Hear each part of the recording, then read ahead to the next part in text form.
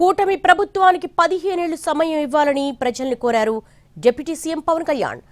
ఇంటి ముందుండే కొబ్బరి చెట్టును పెద్ద కొడుకులా ఎలా భావిస్తారో కూటమి సర్కారును అలాగే భావించాలని సూచించారు.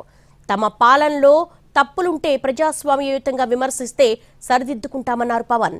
అయితే వైసీపీ నేతల బుద్ధులు ఇంకా మారలేదని, సోషల్ మీడియాలో ఇష్టానుసారం కామెంట్లు పెడుతున్నారని ఆగ్రహం వ్యక్తం చేశారు. మారకపోతే తనలోని గట్టితనాన్ని చూస్తారంటూ హెచ్చరించారు. ఇక్కడ మనకు కనిపిస్తున్న కోనసీమ కొబ్బరి సీమ ఇది. ఒక కొబ్బరి చెట్టు మనకి ఫలం ఇవ్వాలి అంటే కనీసం 8 నుంచి 10 సంవత్సరాలు పడుతుంది. పూర్తి స్థాయిలో దాని ఫలితం చూడాలంటే కనీసం 15 సంవత్సరాలు పడుతుంది. నేను ఈ రోజున మిమ్మల్ని అడిగేది ఎలక్షన్ ముందు అడగట్లేదు, ఇప్పుడే అడుగుతున్నాను. వచ్చే 15 సంవత్సరాలు ఈ కూటమి ప్రభుత్వానికి మీరు అండగా ఉండాలి. ఒక కొబ్బరి చెట్టుకి మీరు ఎంత కొబ్బరి చెట్టుని పాతితే అది 10 దశాబ్దం తర్వాత ఫలితం ఇస్తుంది. అలాగే మీరు పెట్టుకున్న నమ్మకం అన్ని సమస్యని రాత్రికి రాత్రి చేయటం కుదరదు. కానీ నేను మీకు మాటిస్తున్నాను, ఇక్కడ ఉన్న యువత అందరికీ మాటిస్తున్నాను, పెద్దలకు మాటిస్తున్నాను.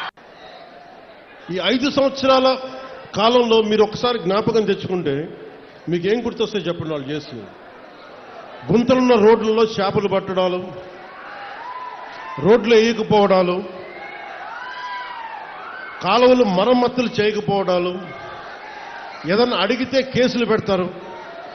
ఇలాంటి భయానకం వాతావరణం నుంచి ఈ రోజున హక్కుగా కోనసీమ జిల్లా మినీ గూడ్స్ యూనియన్ డ్రైవర్లతో సహా మీరు వచ్చి మాకు ఈ సమస్య ఉందని చెప్పుకోగలుగుతున్నారు.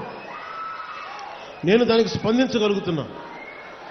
కానీ ఇదే మీరు గత ప్రభుత్వంలో కానీ ఒక్క ఎమ్మెల్యే దగ్గర కూడా మీరు చేయగలిగేవాళ్ళ. ఎంత భయపెట్టారు మిమ్మల్ని, ఎంత భయానకం వాతావరణం క్రియేట్ చేశారు. అంటే ఇదంతా మీరు ఒక్క యువత తీసుకున్న నిర్ణయం. నేను పడికట్టు పదాలతో మాట్లాడే రాజకీయ నాయకుడు నేను కాదు, నాకు తెలియదు.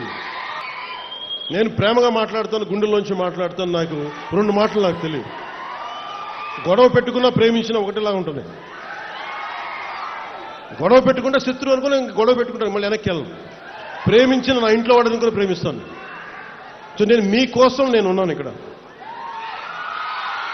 చాలా మంది మాట్లాడుతున్నారు ఈ మధ్యన విప్లవాలు వచ్చేస్తాయి, నేపాల్ తరహాలో, శ్రీలంక తరహాలో, బంగ్లాదేశ్ తరహాలో యువత రోడ్ల మీదకి వస్తారు, గొడవ చేస్తాను. ఈ దేశంలో చాలా మంది కలలు కంటా ఉన్నారు.